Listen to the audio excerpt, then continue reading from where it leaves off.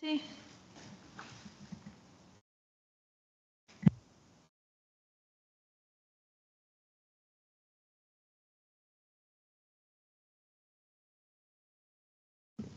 Good morning, everyone, and welcome to this hybrid meeting of the Civic Licensing Committee.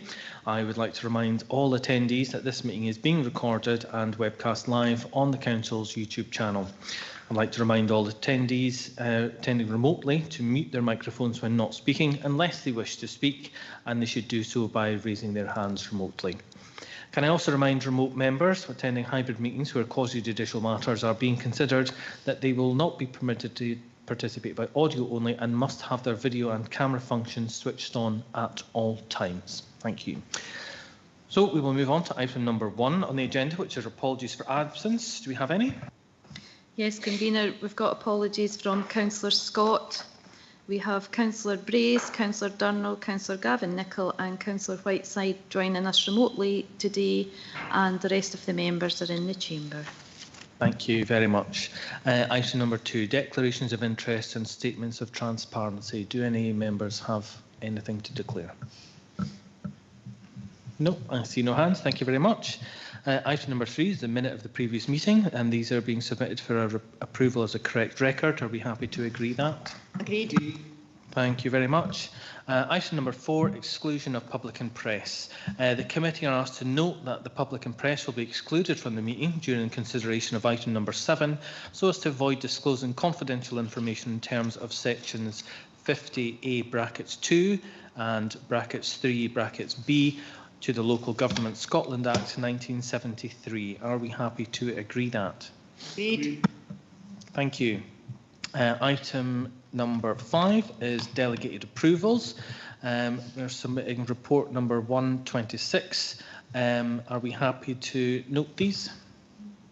Noted. Thank you very much. And item number 6 is the new short-term lets applications. We are starting with report number 226, which is 5 Marches, Lower Road and Forfar. If I can ask Mr. Clark, who I believe is attending us online, if you would like to speak to the committee, then you're welcome to do so.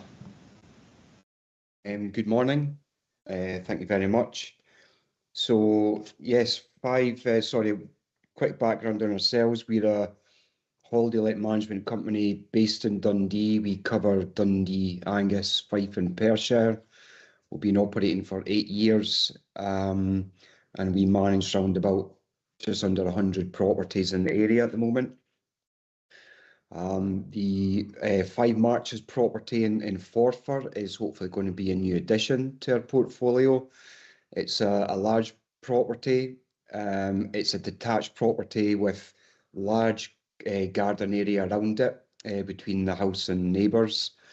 It has an outdoor swimming pool and a hot tub and other facilities. Our target market is going to be families. As always, we think it's going to be a great addition to the area. There's not many properties of this nature in Angus as a whole. With regards to what we do a lot as well is we provide a guest guide with all the important information, but we also promote local independent businesses for our guests to hopefully go and spend their money. So we think this will be a great addition to Forfar. With it being a unique property, we have been through a couple of procedures. One was with the environmental person through yourselves, and we looked at noise management. That was a great discussion, and we put a plan in place for noise management, which was approved, thankfully. We've also had a fire audit by the Scottish Fire and Rescue, and there were a number of requirements. So we did a proposal based on the audit, which was also accepted. Just very briefly, this included 18 new fire doors with automatic closures, additional smoke detectors in the property and also hardwired emergency lighting so that all the occupants could leave safely, particularly if it was to happen during the evening. So all these things have been put in the plan, it's been accepted, and we have trades that are looking to make those changes by the end of February. So we take these things very seriously. It's a huge investment for my client. My client also lives abroad. It was their family home, and it might be their family home in the future. They want the property looked after, and they want it to be used and to be a benefit for the immediate area. So that's a brief overview. I'm happy to take any questions as usual. And I think that's everything for now. Thank you. Thank you very much, Mr. Clark. Do members have any questions for Mr. Clark? Councillor Clark. Morning, Mr. Clark, and we'll see it again, as we said the last time, no relation to you. Yeah, just really to do with my colleague, the fire officer's report, and Councillor Clark, just remind you, this is questions for the applicant and not for fire at this moment in time. It's not actually, it's for the applicant, but maybe I've worded it wrongly. Sorry, Chair. Right, I'll get straight to the point. The things that you were asked to do, and you've made your proposal, and that's brilliant. Would these things not have been normal for you? Because considering you've got your business for such a long time, would these things not normally have been asked to you under normal circumstances? No, it's not a trick question. It's just for me. No, that's okay. It's a good question, and the quick answer is no. The things that have been asked in this for this property are specific to this property. I've never been asked for any of these things in all of the properties that we've ever managed. So this was a new request. Well, it wasn't a request, it was new requirements. And it's due to the size and the layout of the property. So having smoke detectors in all bedrooms, for example, is not a normal requirement for a short-term let. And having fire doors throughout the property is not normally required for a short-term let. There was a couple of things in there that were I would expect them to pick up. So, for example, there was a small maintenance requirement in the electrical board that was it was actually picked up in our fire risk assessment, but it just hadn't been completed yet. But the majority of it was very new and very specific to this property. Thanks very much for that. That's helpful. You're welcome. Thank you. Any other questions for Mr. Clark? Councillor Speed. Yes, thank you. Just really just a point of clarification, and that you it's a question. Are you confident that you are going to be able to have all those requirements met by the date that you gave, which was, I think, the end of February? Yes, it is. It is the end of February, and the answer is yes. The biggest job is all the fire doors and the fire closures. We have identified the doors that we look to install, and we have a joiner, a very experienced joiner who we know very well that is able to do the job. So he's basically, the work is poised to start after this meeting, depending what the conclusion is here, if it is concluded. But there's no question it will be finished by that date, potentially earlier. Thank you. Thank you. Any other questions? No? In that case, we'll move to Scottish Fire and Rescue, if they would like to add anything further or comment on their letter. Yeah, thank you, Chair. And ladies and gentlemen, Scottish Fire Rescue Service had been in contact with Mr. Clark regarding the shortcomings of the premises, and Mr. Clark's assured us that all works will be completed by the 28th of February. At that point, Scottish Fire will attend the premises again to re-audit the property and give note to the Council of our findings. Thank you very much. Are there any questions for Fire from members? Councillor Speed. Yeah, thank you. Yeah, thanks. Yeah, the applicant mentioned that, or the representative, stated that what was being asked wasn't what he would be usually asked of him. However, the property is a bit different, maybe a little bit unique. And yeah, just wondered if you could maybe just clarify that in terms of what the requirements are and what has been asked. Is that quite normal in terms of your world? Thank you. Yeah, most short-term lets fall to the existing premises with sleeping accommodation. It's called Annex 2, which is for small buildings. Because this is a large building, it doesn't go in the Annex 2. It falls in the actual big, what we call the big guide, which incorporates a lot more fire safety measures. That's great. Thanks. Yep. Thank you. Thank you. Any other questions for the Fire and Rescue Service from members? No, is there anything from the LSO? Nothing in relation to this report. Thank you. Any comments from members?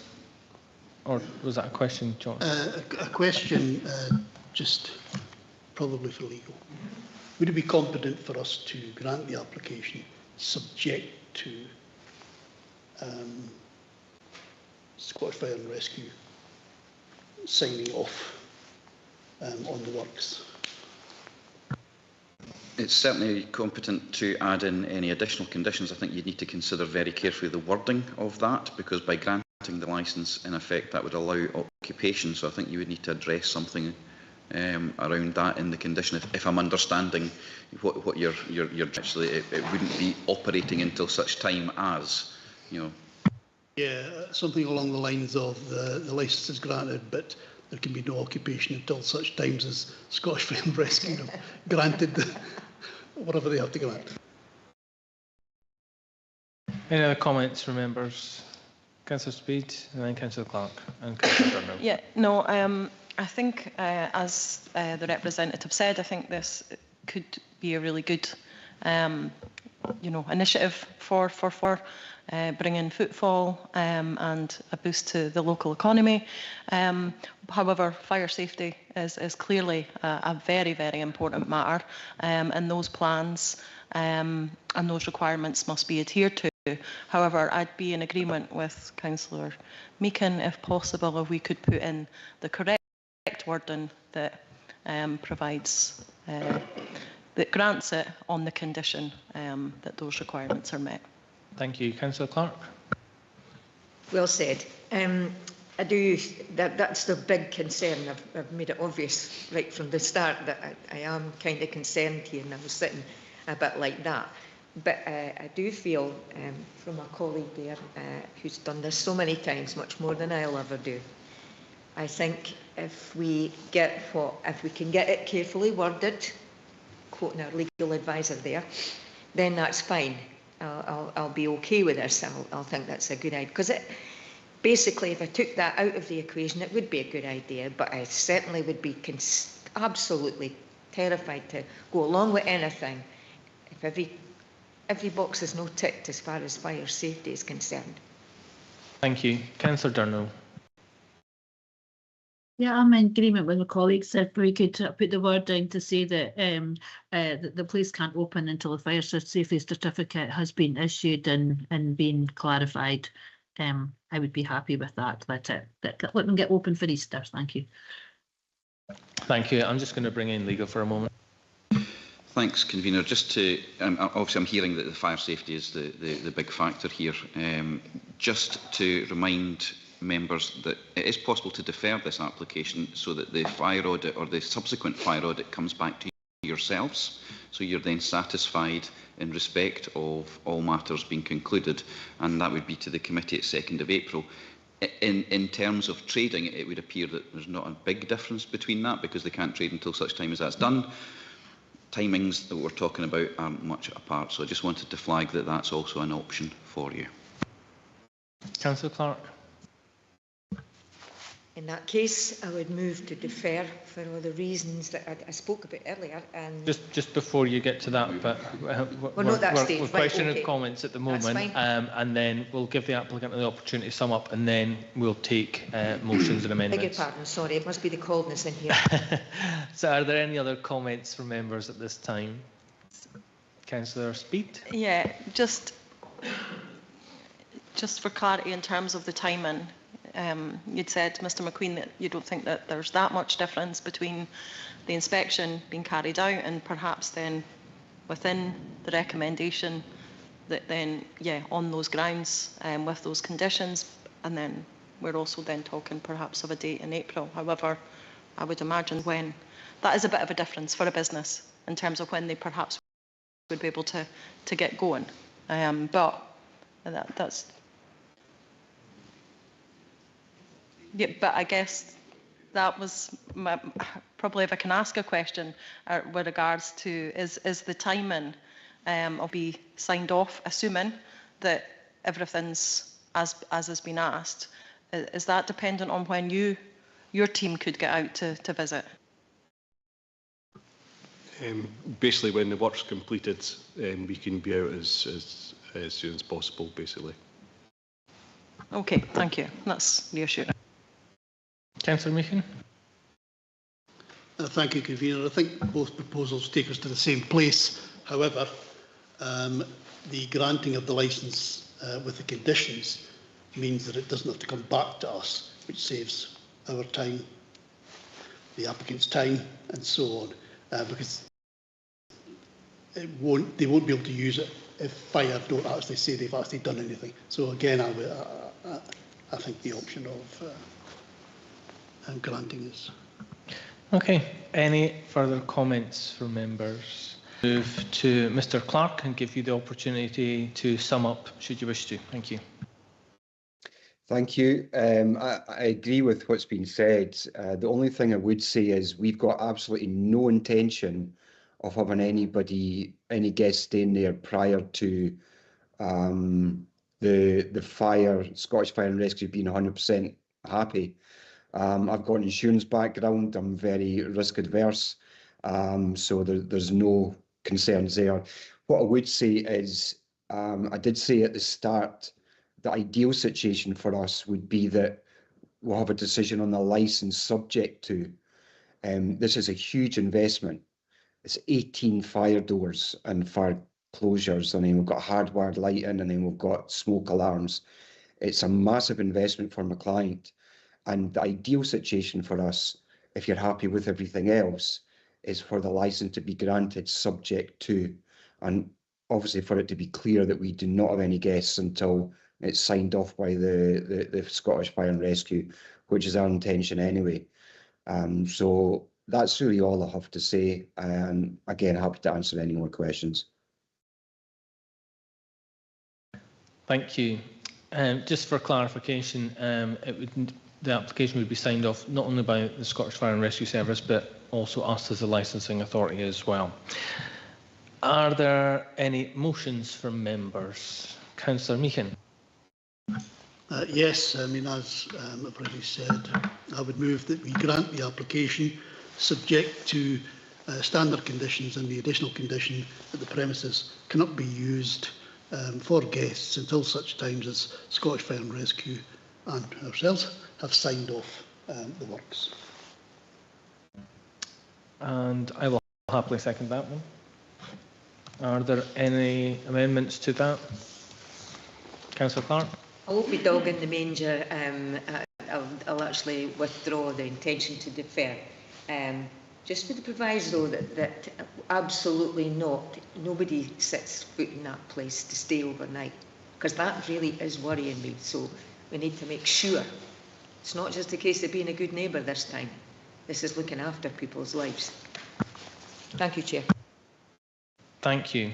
So with Councillor Meehan's motion, are members happy to agree that? Agreed. And are legal happy with the wording of it? The wording, yeah. Yep. Okay, thank you very much. That has been agreed. So we will move on to the Birch Hill Farms, the Lodge, Invermark, Glenesk. Members are to note that this application has been withdrawn by the applicant and is now no longer for consideration. And at this point, we will stop and move into private in preparation for the next item. Claire Ryan, can you stop the line?